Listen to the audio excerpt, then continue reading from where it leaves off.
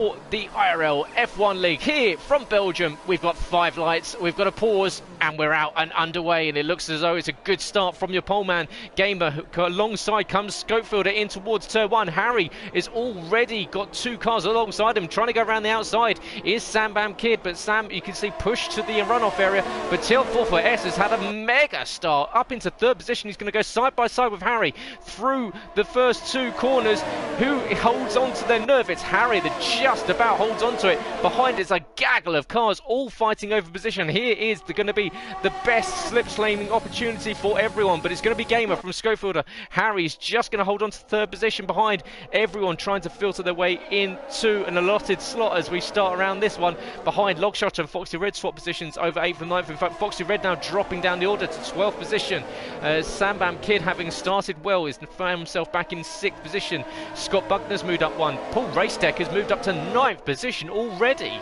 Allowed when it comes to the IRL F1 League, and Harry getting a really nice run on Scopefield as they come up the hill through Blanchemont into the bus stop chicane. Will he look to the inside line? Scopefielder doesn't cover it off, and he's going to allow Harry up the inside, and Harry into 2nd position. Now he can start to try and put the pressure on Gamer if, of course, he can break away from the Alfa Romeo behind. Trying to break the toe already is Harry. Of course, these are your 2 championship rivals. They've broken away from everyone else on the in the championship and into the box line astern come the Mercedes and the Williams, both getting it slowed down in time.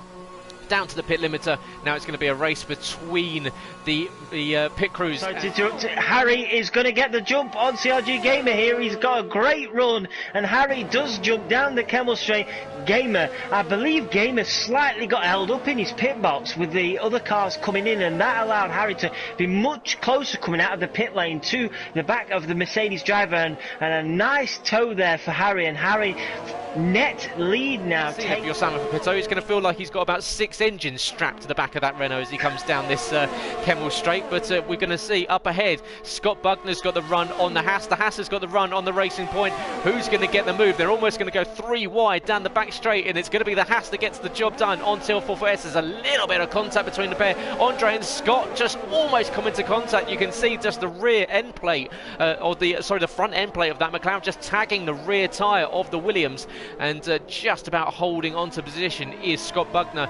Almost go up and check in with what's going up with this battle with the top 4 positions. You can see it's closed in once again. They're all within a heartbeat of each other. Sam Pepito's got a really good run on Scott Buckner.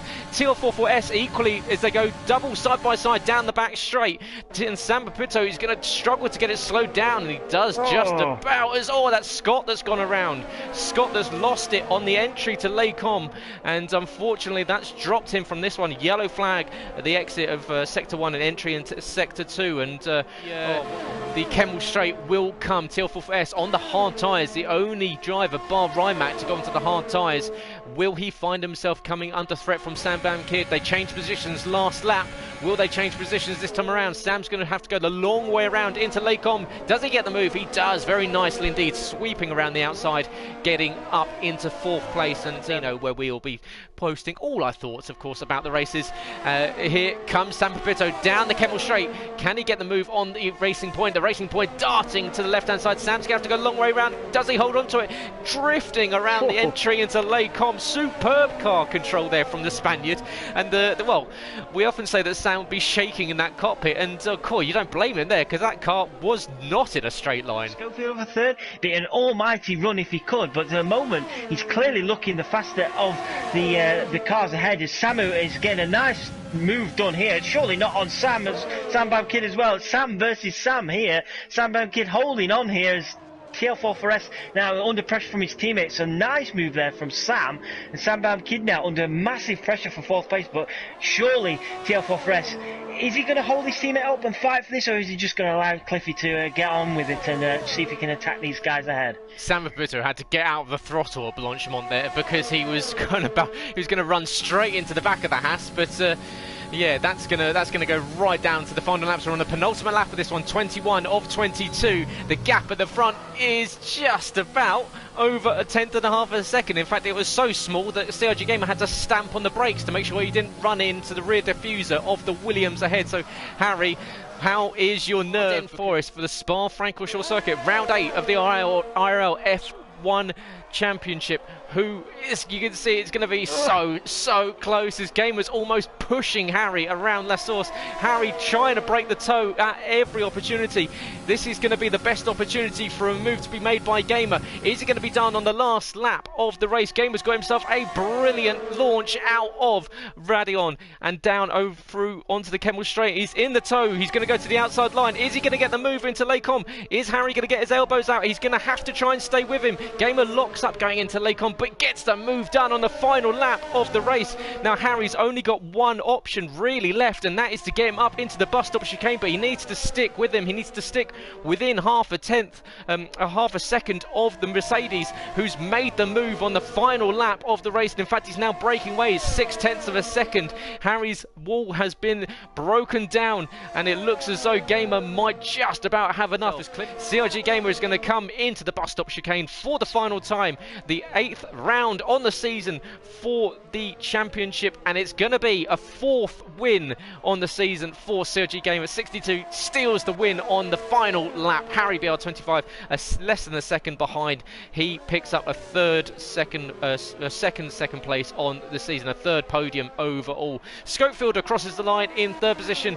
So then we've got a slew of cars. TL44S jumps up into 4th. Brilliant run there from Tom into 4th place. Sam Pito from Sam Bamke, Cliffy back in 7th, with Scott Bugner after that spin at Lecom falling down to 8th position. But it's a CRG Gamer 62 takes the win in 39 minutes dead, just under a second ahead of championship rival Harry BR25. The gap in the championship now closes down even further. It's now down to 4 points going into the 9th round of the season. Scopefielder, another podium for him in 3rd place. With TL44S, brilliant result there for Tom in the Racing Point. He finishes in 4th ahead of Sam Pito, Sam Bam Kid in 6th, with Cliffy in 7th. Scott Buckner recovering to 8th position, with Burmeister in 9th. Foxy Red rounding out the points in 10th, with Andre Rimac Logshotter rounding out the finishes, and then we had Nathan and Paul Racetech non-finishers in that one, having retired earlier on, ending a brilliant race here in Belgium, of course.